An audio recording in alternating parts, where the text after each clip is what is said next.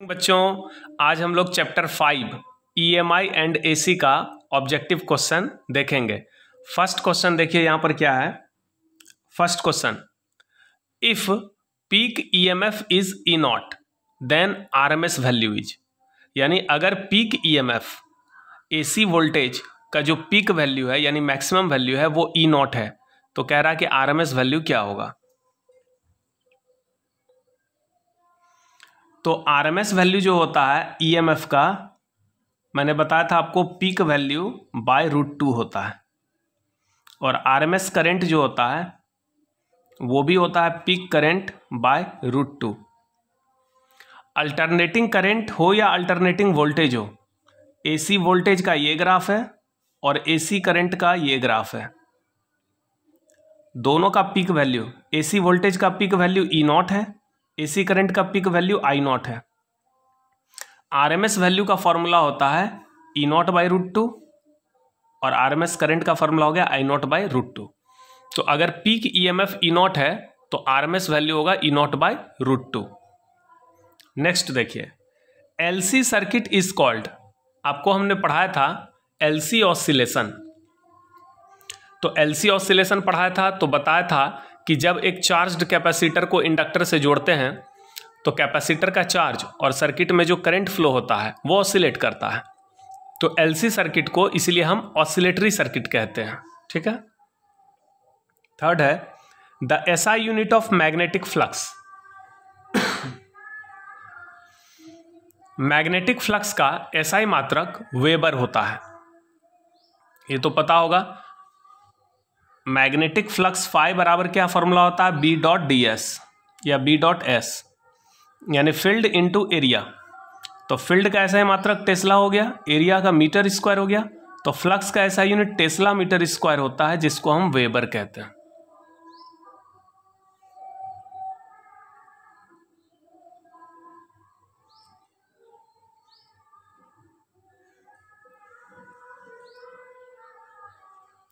Next question है, the dimension of magnetic fluxes. Magnetic flux का dimension यहीं से निकल जाएगा, magnetic field into area. Magnetic flux का डायमेंशन होगा magnetic field into area. Magnetic field का डायमेंशन होता है MT-2 I-1 और एरिया का हो गया L², तो हो जाएगा ML² T-2 I-1, ये वाला फर्स्ट ऑप्शन हो जाएगा। The impedance of LR circuit, आपको मैंने LCR सीरीज सर्किट पढ़ाया था जिसमें इंडक्टर होता है, कैपेसिटर होता है, रेसिस्टर होता है और ये तीनों एक AC वोल्टेज सोर्स से कनेक्टेड होता है।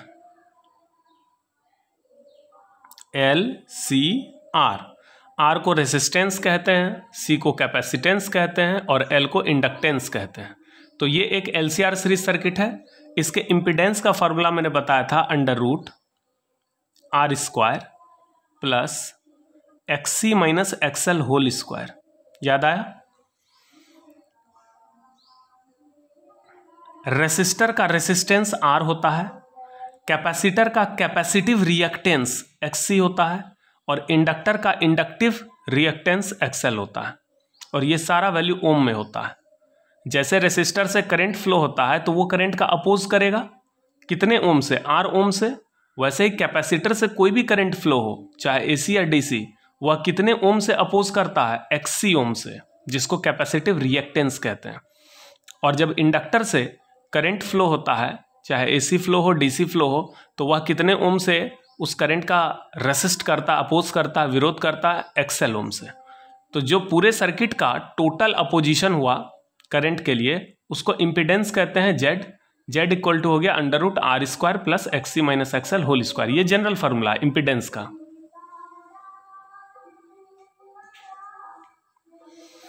अब क्वेश्चन में कह रहा है कि LR सर्किट, LR यानी C नहीं है तो ये XC नहीं है, मतलब XC को 0 कर दो तो हो जाएगा √R² प्लस 0 माइनस XL का स्क्वायर यानी XL², और XL का वैल्यू होता है ω/L।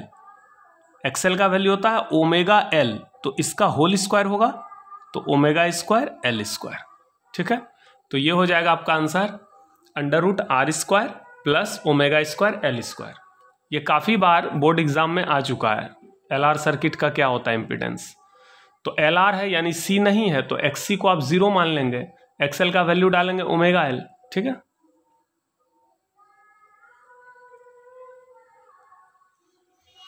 Length law is related to, Lenz का नियम किससे संबंधित है, तो हमने बताया था लेंज का नियम एनर्जी कंजर्वेशन प्रिंसिपल को फॉलो करता है, ठीक है। तो लेंज लॉ एनर्जी से संबंधित है। The value of power factor is, power factor हम लोग cos फाई को कहते हैं। एक LCR सीरीज सर्किट का फेजर डायग्राम हम लोगों ने ऐसे बनाया था, इधर पॉजिटिव वाई एक्सिस पे XC लिया गया था, नेगेटिव वाई एक्सिस पे XL, और X एक्सिस पे हमने रेसिस्टेंस लिया था, और रेसिस्टेंस के डायरेक्शन में ही वोल्टेज लेते हैं, AC वोल्टेज। इधर मेरा नेट रिएक्टेंस था X, और दोनों को ऐड करके क्या मिला था इम्पीडेंस XC और XL। ये दो टाइप का रिएक्टेंस होता है। इस दोनों रिएक्टेंस को जब भी जोड़ेंगे तो ये घट जाएगा, क्योंकि ये हमेशा अपोजिट फेज में होता है। तो इस दोनों को ऐड करने पर नेट रिएक्टेंस X आएगा। यह X ऊपर भी आ सकता है और नीचे भी आ सकता है, ये डिपेंड करेगा XC बड़ा है XL से या XL बड़ा है XC से। और Z का वैल्यू हो जाएगा √R² प्लस X² पाइथागोरस से, और जिधर इम्पीडेंस होता है उधर ही आपका करंट होता है। अब ये करंट है और ये वोल्टेज है, दोनों के बीच का फेज डिफरेंस कितना होता है, फाई। cos फाई को पावर फैक्टर कहा गया AC सर्किट का, और cos फाई का फॉर्मूला होता है R/Z। ऐसे भी देखिए आप राइट एंगल ट्रायंगल में cos फाई बराबर B/H होगा, तो यहां पर R/Z, इसी को हम पावर फैक्टर कहते हैं। The SI unit of self inductance और mutual inductance is, self inductance या म्यूचुअल इंडक्टेंस का SI यूनिट हेनरी होता है। हमने पढ़ाया था कि अगर किसी कॉइल से करंट चेंज हो तो उसी कॉइल में EMF इंड्यूस होता है। किसी भी कॉइल से जो फ्लक्स पास होता है वो डायरेक्टली प्रोपोर्शनल होता है उस कॉइल से फ्लो होने वाले करंट के, तो phi is equal to LI होता है, जहां L को इंडक्टेंस या सेल्फ इंडक्टेंस कहते हैं, और ये हर कॉइल का सेल्फ इंडक्टेंस फिक्स होता है। सेल्फ इंडक्टेंस L का वैल्यू कॉइल के मीडियम और ज्योमेट्री पे डिपेंड करता है। L का वैल्यू फाई या I पे डिपेंड नहीं करता है। ये एक कॉइल है, इसका सेल्फ इंडक्टेंस अगर मैंने लिख दिया 5 हेनरी, तो इसका मतलब हुआ 5 वेबर पर एम्पियर, और इसका मतलब हुआ कि 1 एम्पियर का करंट जब इस कॉइल से पास होगा तो इस कॉइल से 5 वेबर का फ्लक्स पास होगा। 2 एम्पियर करंट के लिए 10 वेबर फ्लक्स पास होगा।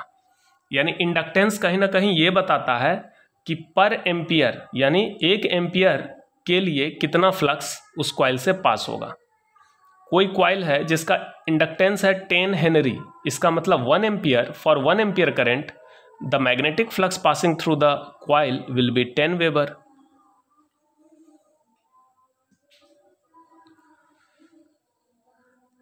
Working of A dynamo is based on, तो डायनेमो जो होता है AC डायनेमो, वो क्या करता है, मैकेनिकल एनर्जी को इलेक्ट्रिकल एनर्जी में कन्वर्ट करता है। AC जनरेटर या AC डायनेमो जो होता है, डायनेमो वो करता क्या है, वो घूमता है, उसके अंदर एक कॉइल होता है जो घूमता है, और घूमने से फ्लक्स चेंज होता है। AC डायनेमो में क्या होता है, एक कॉइल होता है, वो कॉइल किस में घूमता है, मैग्नेटिक फील्ड में घूमता है। इससे क्या होता है, फ्लक्स चेंज होता है, इससे वोल्टेज इंड्यूस होता है, और इसके कारण एक अल्टरनेटिंग करंट फ्लो होता है, ठीक है। तो यही है AC डायनेमो। तो यह जो डायनेमो है ये किस सिद्धांत पे कार्य करता है, इलेक्ट्रोमैग्नेटिक इंडक्शन, इसी प्रिंसिपल पे ये काम करता है। इलेक्ट्रोमैग्नेटिक इंडक्शन एक फेनोमेना है। कौन सा फेनोमेना है, अगर किसी कॉइल से गुजरने वाला फ्लक्स चेंज होता है तो उस कॉइल में एक वोल्टेज इंड्यूस होता है, इसी को हम इलेक्ट्रोमैग्नेटिक इंडक्शन कहते हैं। तो इन AC dynamo there is a coil which rotates in a uniform magnetic field. Due to rotation of the coil, the flux passing through the coil will change and so an EMF will be induced in the coil. तो इसका मतलब dynamo किस सिद्धांत पे काम करता है, electromagnetic induction के प्रिंसिपल पे काम करता है।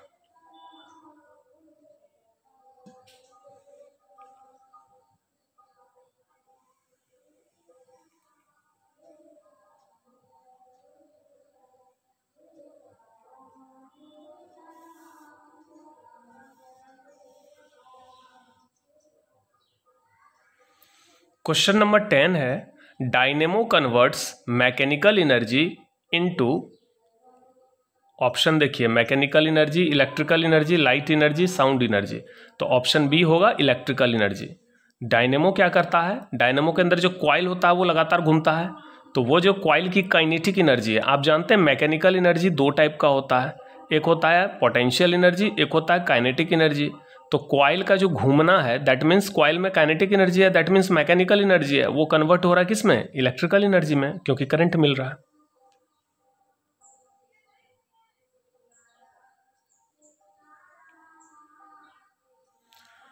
The ratio off peak value and RMS value of alternating current is, alternating current के पीक वैल्यू आरएमएस वैल्यू का रेशियो। तो अल्टरनेटिंग करंट का पीक वैल्यू आई नॉट होता है, आरएमएस वैल्यू आई आरएमएस होता है, इसका रेशियो पूछ रहा है। तो आई नॉट बाय आरएमएस करंट होता है peak current by √2। RMS current का वैल्यू क्या होता है, आरएमएस करंट का वैल्यू होता है पीक करंट बाय √2। अब देखो ये कैंसिल हो गया, ये √2 ऊपर चला गया, यानी √2:1 हो जाएगा, ये बी नंबर ऑप्शन। नेक्स्ट है, the equation of N alternating current is I = 0.6 sin 100πt। किसी अल्टरनेटिंग करंट का ये इक्वेशन है। The frequency of alternating current is, तो यहाँ देखिए इस इक्वेशन में ये ओमेगा टी, ये जो ओमेगा है ये वाला पार्ट, इसी को एंगुलर फ्रीक्वेंसी कहेंगे। तो एंगुलर फ्रीक्वेंसी कितना हो गया, 100 पाई। तो ओमेगा = 100 पाई रेडियन पर सेकेंड। यहां से पूछ रहा है लीनियर फ्रीक्वेंसी, तो ओमेगा = होता है 2 pi into linear frequency f। ये एंगुलर फ्रीक्वेंसी है और ये लीनियर फ्रीक्वेंसी है। तो f यानी लीनियर फ्रीक्वेंसी कैसे निकालेंगे, एंगुलर फ्रीक्वेंसी को 2 पाई से डिवाइड करेंगे।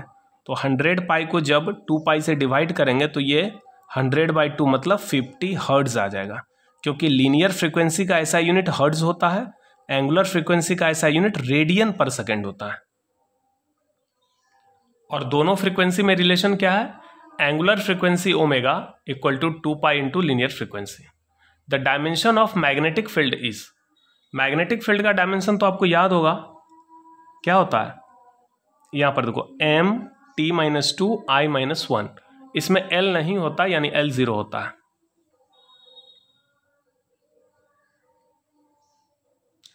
The dimension of permeability is, permeability का डायमेंशन हमने बताया है आपको, इस इक्वेशन से निकालना है। मैग्नेटिक फील्ड, किसी सर्कुलर कॉइल के सेंटर पे मैग्नेटिक फील्ड का वैल्यू होता है μ0I/2r।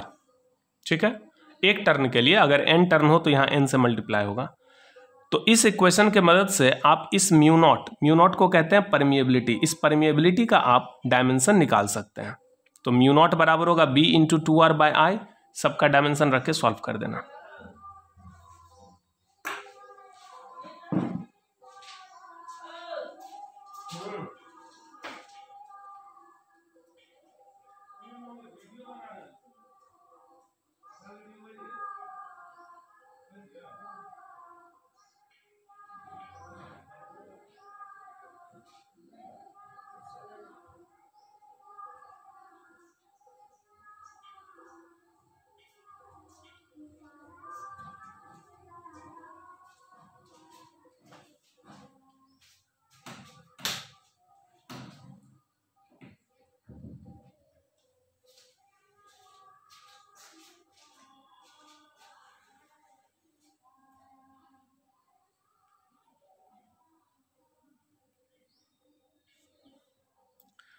नेक्स्ट है, the dimension of inductance is, inductance का डायमेंशन।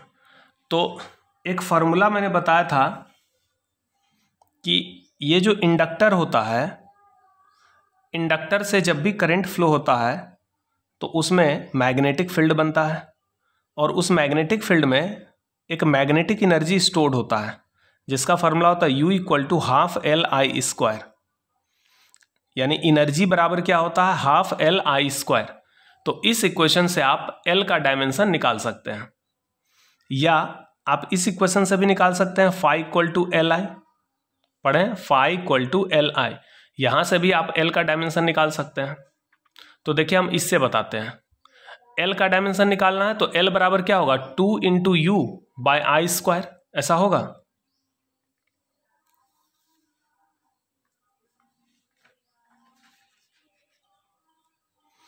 एल बराबर होगा 2u बाय आई स्क्वायर। तो एल का डायमेंशन कैसे निकलेगा, ऊपर में एनर्जी है, एनर्जी का डायमेंशन होता है ml square T minus two अब बाय आई स्क्वायर, तो क्या हो जाएगा ml square T minus two और इसको ऊपर ले जाओ I minus two. Power factor of LR circuit is, अभी मैंने बताया था power factor,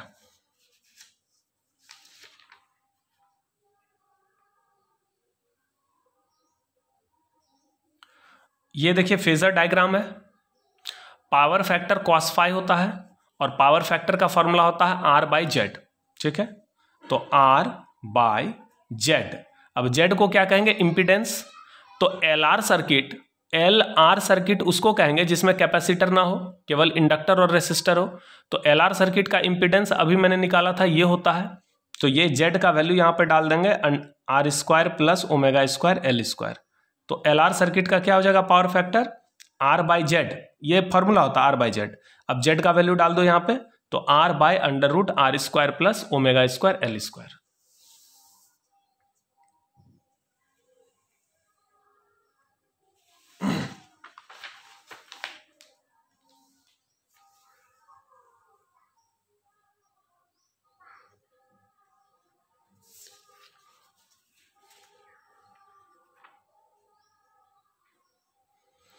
the dimension of EMF is, EMF मतलब इलेक्ट्रोमोटिव फोर्स, यानी उसको वोल्टेज कहते हैं। तो वोल्टेज का डायमेंशन कैसे निकालते हैं, वर्क बाय चार्ज। ईएमएफ को हम वोल्टेज भी कहते हैं, तो वोल्टेज बराबर होता है वर्क बाय चार्ज। वर्क का डायमेंशन होता है ml square T minus to, charge का होता है आई टी, तो यहाँ टी पर पावर 1 है, ये घटेगा यहाँ, तो हो जाएगा ml square T minus three I minus 1। Ampere hour is the unit of, ampere, ampere का मतलब करंट, आवर का मतलब टाइम, तो करंट इनटू टाइम को क्या कहते हैं charge.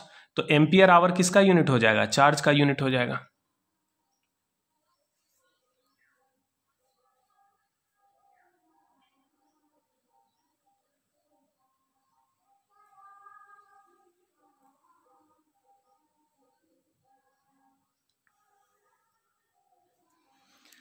The SI unit of resistance, reactance और इम्पीडेंस इज, तो रेसिस्टेंस, रिएक्टेंस या इम्पीडेंस का ऐसा यूनिट ओम होता है। Hot wire ammeter, hot wire ammeter का मतलब होता है, देखिए अमीटर दो टाइप का होता है, एक होता है एसी अमीटर जो एसी करंट को मापता है, एक होता है डीसी अमीटर जो डीसी करंट को मापता है। तो जो अमीटर एसी करंट को मापता है वह एसी करंट के आरएमएस वैल्यू को मापता है। कोई भी जो एसी अमीटर हो या एसी वोल्ट मीटर हो, जितना भी अल्टरनेटिंग करंट को मापने वाला इंस्ट्रूमेंट है, जितना भी एसी इंस्ट्रूमेंट है वह सारा उपकरण आरएमएस वैल्यू को मापता है, याद रखिएगा। और एसी इंस्ट्रूमेंट को हॉट वायर इंस्ट्रूमेंट कहा जाता है। जितना भी एसी इंस्ट्रूमेंट है, अल्टरनेटिंग करंट को मापने वाला इंस्ट्रूमेंट है, उसको क्या बोलते हैं, हॉट वायर इंस्ट्रूमेंट। तो एसी करंट को मापने के लिए हम एसी अमीटर का यूज करते हैं, डीसी करंट को मापने के लिए डीसी अमीटर का यूज करते हैं। एसी अमीटर को हॉट वायर इंस्ट्रूमेंट कहेंगे। क्वेश्चन है hot wire ammeter measures which value of alternating current. तो हॉट वायर अमीटर का मतलब एसी अमीटर हुआ, और एसी अमीटर हो या एसी वोल्ट मीटर हो या एसी गैल्वेनोमीटर हो, वो सब आरएमएस वैल्यू मापता है। तो ये सी नंबर हो जाएगा आरएमएस वैल्यू।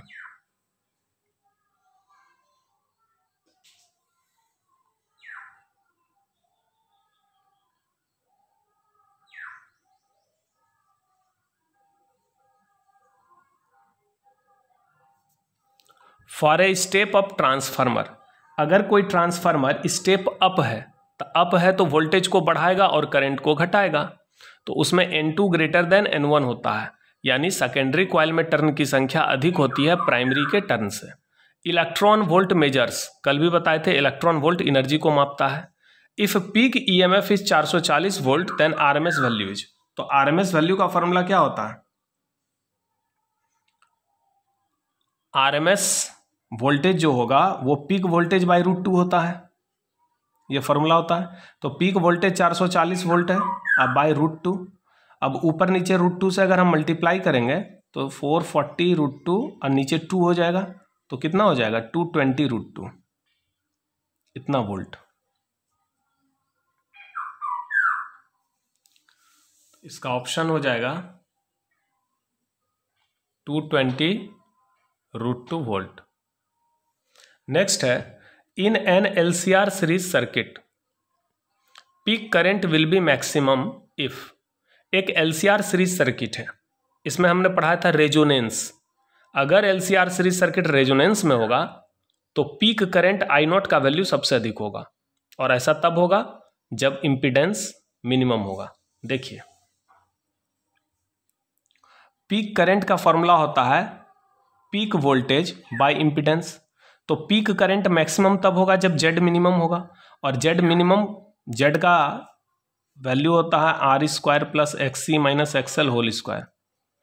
तो ये पीक करंट मैक्सिमम तब होगा जब Z मिनिमम होगा, और Z मिनिमम कब होगा जब XC = XL होगा, और Z का मिनिमम वैल्यू कितना हो जाएगा, तो जब XC और XL बराबर होगा तो ये टर्म 0 होगा, तो √R², ये R हो जाएगा। एक चीज और बताए थे कि अगर कोई LCR सीरीज सर्किट रेजोनेंस में चला जाए, मतलब उससे पीक करंट मैक्सिमम फ्लो हो, तो इसका मतलब उस सर्किट का जो फेज डिफरेंस होगा वोल्टेज और करंट के बीच वो 0 होगा, और पावर फैक्टर जो होगा cos φ का वैल्यू वो 1 होगा। क्योंकि देखिए इम्पीडेंस का वैल्यू आ गया R के बराबर, यानी XC XL कैंसिल हो गया। तो फेजर डायग्राम में अगर हम देखें तो ये R है, XC और XL को घटाने के बाद हमको X मिलता है, लेकिन यहाँ चूंकि दोनों इक्वल है इसलिए X का वैल्यू 0 होगा। तो मान लो X यहाँ पर होता तो ये Z होता, लेकिन X है ही नहीं, तो इसका मतलब Z का वैल्यू R के बराबर होगा, इधर ही Z होगा। तो Z के तरफ करंट होता है और R के तरफ EMF होता है, तो EMF और करंट सेम डायरेक्शन में आ गया, यानी फेज डिफरेंस 0 होगा। तो क्वेश्चन है, in an LCR series circuit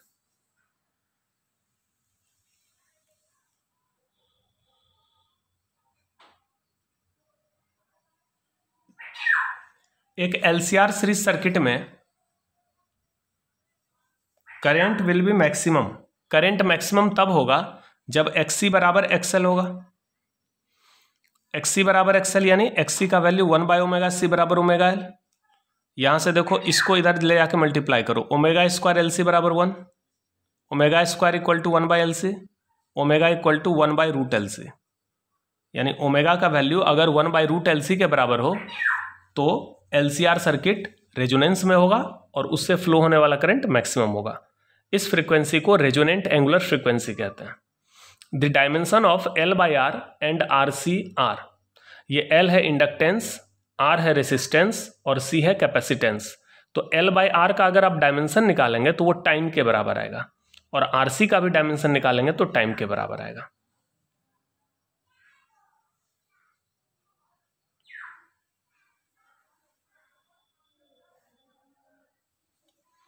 The average value of alternating current for one complete cycle is 0। ये तो बताए थे कि अल्टरनेटिंग करंट इस टाइप का होता है। तो एक कंप्लीट साइकिल का मतलब हो गया positive half cycle, negative half cycle. इसका जब एवरेज वैल्यू पूरे साइकिल के लिए निकालेंगे तो वो 0 आएगा। इसीलिए तो हम लोग AC करंट का जब भी एवरेज वैल्यू निकालते हैं तो वो आधे साइकिल के लिए नहीं, यानी हाफ टाइम पीरियड के लिए निकालते हैं, क्योंकि कंप्लीट साइकिल के लिए एवरेज वैल्यू 0 होता है।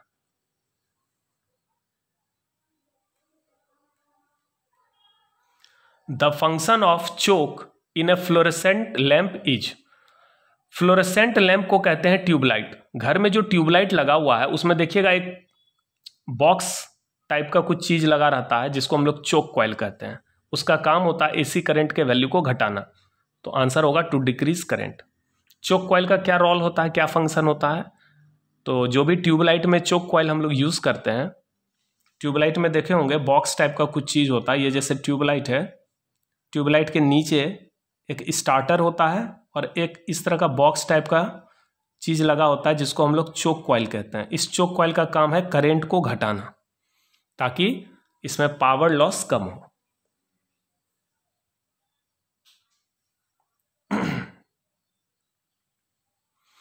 The condition for resonance in LCR series circuit. LCR series circuit resonance में कब होता है? जब XC बराबर XL होता है।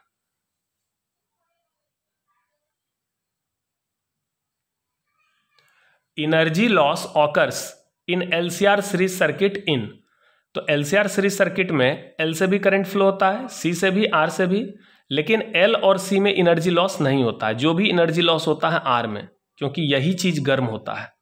क्योंकि आपको बताए थे प्योरली इंडक्टिव सर्किट और प्योरली कैपेसिटिव सर्किट को हम वाटलेस सर्किट कहते हैं।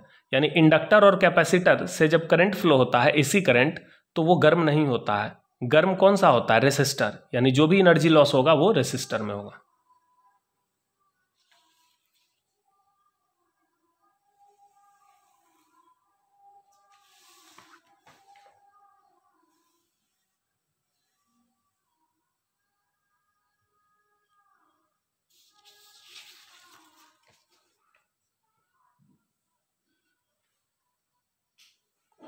The direction of induced current is obtained by, induced current का डायरेक्शन हमेशा लेंज लॉ से मिलता है।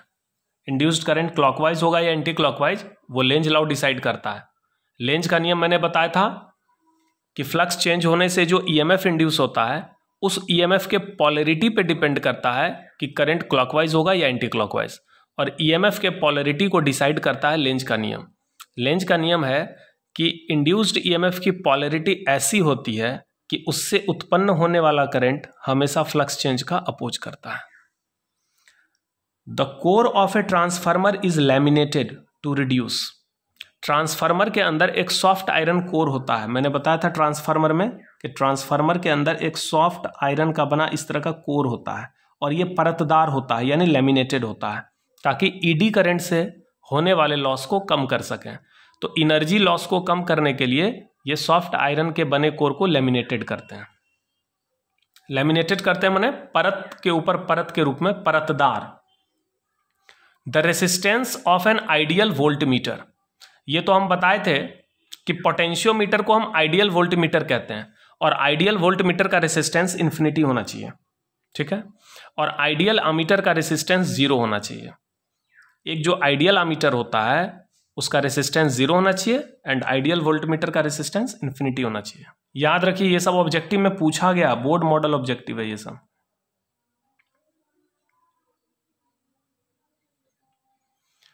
Capacitor works as infinite resistance for which of the following.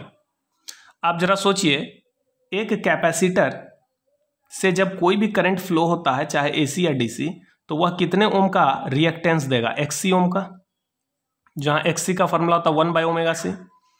तो चूंकि DC करंट की फ्रीक्वेंसी 0 होती है, तो DC करंट के लिए XC का वैल्यू कितना आएगा? 1/0 × C, यानी इन्फिनिटी।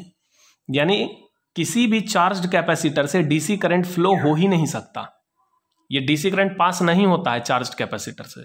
तो इसका मतलब चार्ज्ड कैपेसिटर से चूंकि DC करंट फ्लो नहीं होता, इसका मतलब ये कहीं ना कहीं इन्फिनाइट रेसिस्टेंस की तरह बिहेव करता है। ये XC का वैल्यू कितना है? इन्फिनाइट, इसीलिए इससे करंट पास नहीं होता। तो कैपेसिटर का रेसिस्टेंस इन्फिनाइट होता है DC करंट के लिए। Power factor of LCR series circuit, LCR circuit का पावर फैक्टर R/Z होता है, जिसको हम cos phi कहते हैं।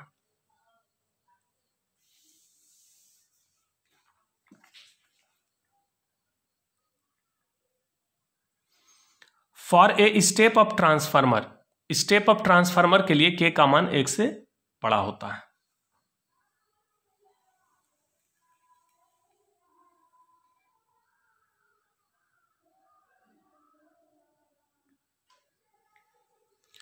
The value off peak current in A resonant LCR circuit is, resonant LCR circuit में पीक करंट का वैल्यू क्या होगा?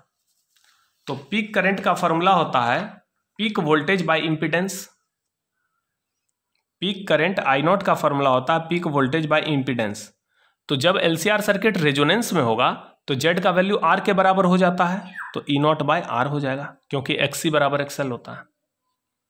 The value of impedance for a resonant LCR circuit is, अगर LCR सर्किट रेजोनेंस में जाएगा तो इंपीडेंस Z का मान किसके बराबर होगा? R के बराबर, क्योंकि ये टर्म जीरो हो जाता है, एक्ससी और एक्सएल इक्वल हो जाता है। The impedance of RC circuit is, R का मतलब रेसिस्टर, सी का मतलब कैपेसिटर, तो उसका इम्पीडेंस ये होना चाहिए। कैसे? तो इम्पीडेंस का जनरल फॉर्मूला क्या है, ये इम्पीडेंस का जनरल फॉर्मूला है। अब कह रहा आरसी, आरसी सर्किट उसको कहेंगे जिसमें केवल आर और सी हो, यानी एल नहीं हो। तो इस एल वाले टर्म को जीरो अगर कर दें, इंडक्टर नहीं है, तो क्या होगा, R square plus 0 minus 1 by omega C का स्क्वायर, तो ये हो जाएगा।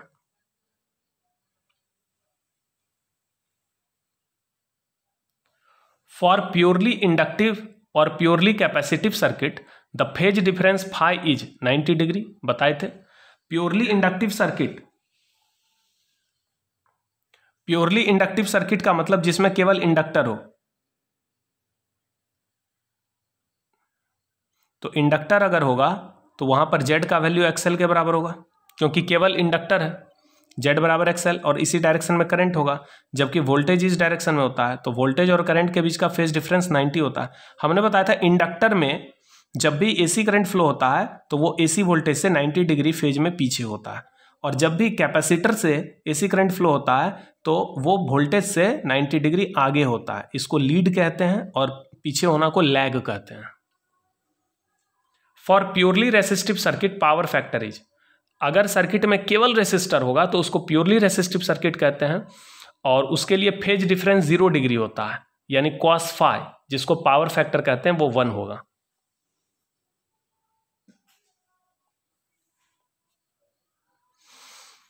Power factor for resonant LCR circuit will be, तो आपको हमने बताया था कि प्योरली रेसिस्टिव सर्किट के लिए फाई 0 और रेजोनेंट एलसीआर सर्किट के लिए भी फाई 0, यानी कॉस फाई का वैल्यू 1 होगा। तो पावर फैक्टर हम कॉस फाई को कहते हैं, तो कॉस फाई 1 हो जाएगा। तो ये कुछ ऑब्जेक्टिव क्वेश्चन थे जो बोर्ड मॉडल थे, बोर्ड एग्जाम के लिए इंपॉर्टेंट है। इनको पहले आप थ्योरी को अच्छे से पढ़ें, EMIC का सारा थ्योरी मैंने कंप्लीट कर दिया है, उस थ्योरी को अच्छे से पढ़िए, उसके बाद ही ये ऑब्जेक्टिव को ट्राई करिए और अच्छे से करिए। ठीक है, थैंक यू।